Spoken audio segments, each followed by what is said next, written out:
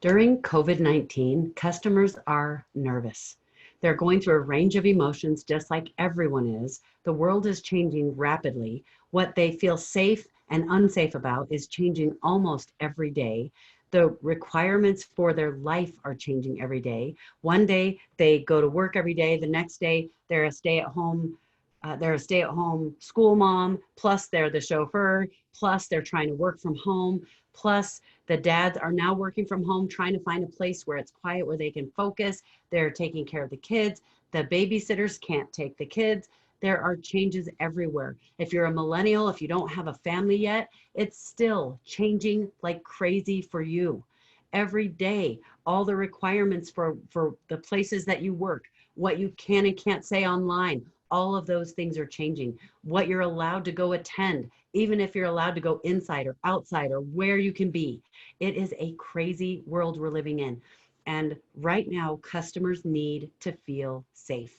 So I'm going to give you some customer retention strategies that you can use during COVID-19. And actually, these are things that we do before there's even a big problem. And these are things that your customers will love. You'll find that some of these things are things that you continue with as you move forward. You're going to keep doing some of these. Some of these you'll find that you can stop doing after COVID is over, when things kind of go back to normal. But first, I want to go through what is the customer retention formula. There's a formula, and don't worry, it's not complicated, but there are a few things that you need to understand in order to realize how that formula works. Number one, there's CE. CE is the number of customers at the end of a period, whatever period you are tracking, whether it's at the end of a week, the end of a month, the end of a year. CE is customers at the end of that period. CN is numbers of new customers acquired during that period.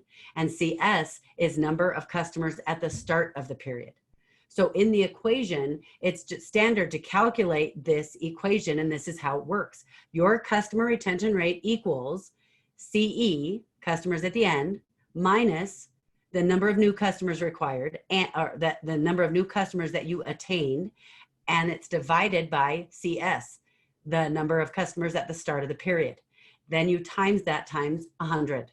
Okay, it's standard to calculate this both quarterly, annually, or however your business is required to calculate it. Sometimes we're calculating this daily if we're doing some online marketing and trying to figure out which ones are working, if we're split testing.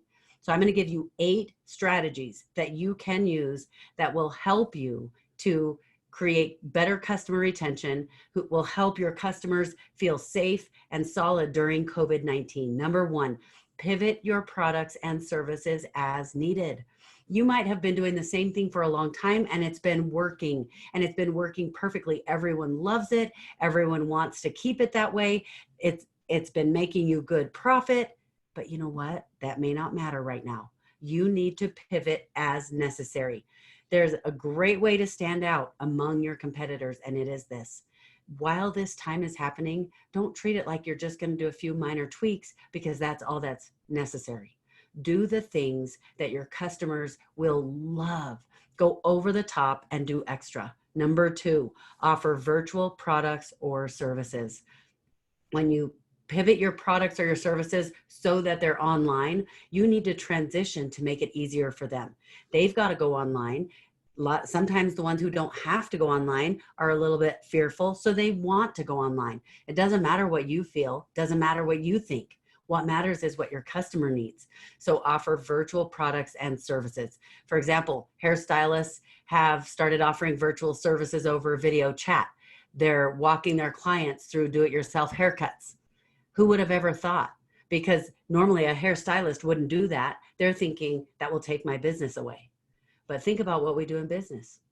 The more I teach you how to do your business, I could have the mindset that that's going to make you not need me anymore. But what we're finding, that you guys, we break the rules. We're not doing it that old way.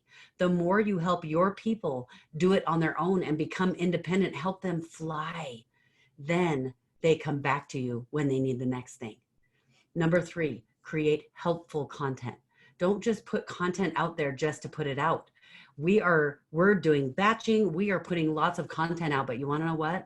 I'm thinking very carefully about what is it that you guys need? What are the comments I'm getting? What are the questions I'm getting? The clients that I have that I'm working with, from lower end all the way up to high end. Guess what? I'm trying to find out what it is that their needs are. What are their fears? How are things different now for them? What are their needs like that are different than it used to be? And I'm trying to meet those needs with the content I create for you, but also the content that I create for the people who are paying for more of my content. Number 4, increase your presence on social media. Put more content out there. If you were posting once a week, post twice a week, post 5 times a week.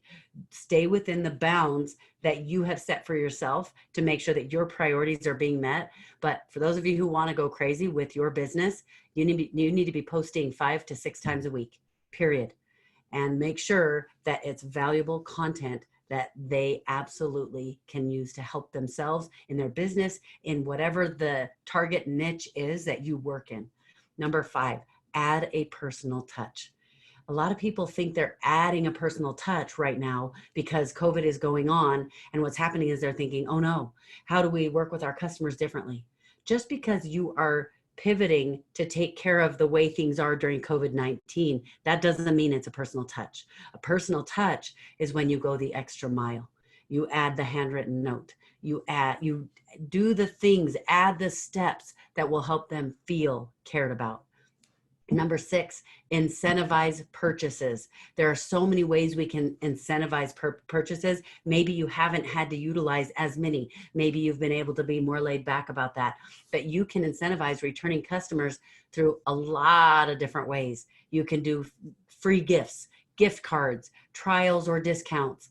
The way we do discounts is not by lowering the price. We make it a discount, quote, by adding more value.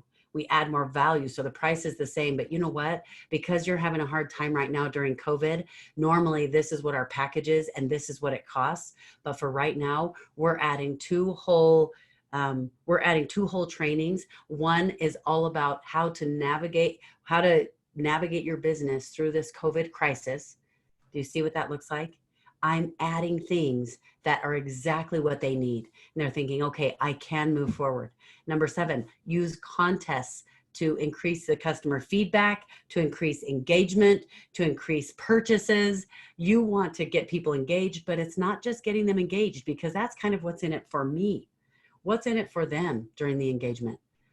They're feeling connected. They get to be a part of something special. They get to feel like they're not alone. And that is a struggle that a lot of people are having right now.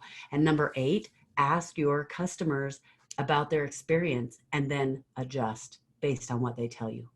Those are 8 really powerful things that you can be doing right now. You implement just one of those and your customers will love you more. They'll feel safer, and you will be able to retain the customers that you already have. You've done all this work to get these customers in. Don't waste it.